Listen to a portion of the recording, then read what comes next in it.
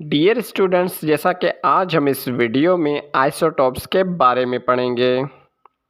What are isotopes? Same element, same atoms, same उनकी chemical symbol और same उनका atomic number, लेकिन सिर्फ उनका एटॉमिक मास डिफरेंट हो तो उनको आइसोटॉप्स कहेंगे। जैसा कि हाइड्रोजन एलिमेंट के 3 आइसोटॉप्स होते हैं, ये तीनों आइसोटॉप्स हैं हाइड्रोजन के। इनका एटॉमिक नंबर भी सेम, सिंबल भी सेम और एटॉमिक मास इनका डिफरेंट है, इसलिए इनको आइसोटॉप्स ऑफ हाइड्रोजन कहेंगे। आइसोटॉप्स तब बनते हैं जब किसी न किसी वजह से न्यूट्रॉन की तादाद बढ़ जाए एटम में, जिसकी वजह से एटॉमिक मास चेंज हो जाए तो आइसोटॉप्स बनते हैं।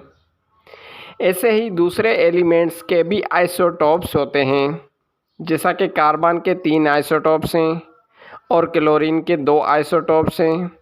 तो ये था सिंपल सा इंट्रोडक्शन आइसोटॉप्स का।